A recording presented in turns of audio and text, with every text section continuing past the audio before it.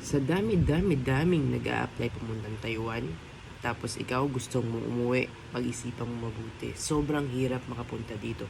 Pero ikaw nagbabala ka umuwi kasi sobrang hirap talaga sa trabaho at sobrang hirap makisama. Literal, totoo naman yun. Na talagang nangyayari yung kagaya namin, kagaya ng mga iba, na mahirap talaga sa trabaho. Mahirap makisama. Totoo yan. Pero mas mahirap pag umuwi ka ng Pilipinas na hindi mo tinapos yung kontrata mo dito. 12 years, tamang-tama na para sa iyo yun. Para sa atin yun. Pero pag binigyan ka pang chance, edi thank you. Kaya ikaw, kung bago ka pa lang dito, huwag mong mag-iisipang umuwi kasi sobrang hirap.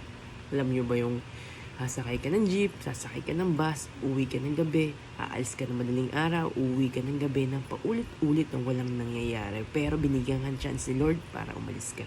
Kaya ngayon, dumating ka dito, mga ilang buwan lang, iisip mo na, uwi na lang ako, ang hirap pala. Ang hirap pala dito, sobrang hirap. Pero hindi mo naisip na sobrang beses mo pinagdasal na makapunta ka dito. Alam mo yun?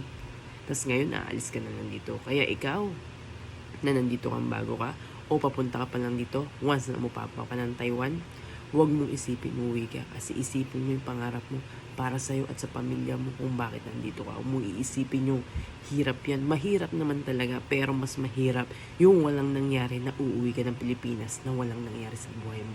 Kaya ikaw mag-isip ka mabuti. Kaya ingat ka palagi. Bye!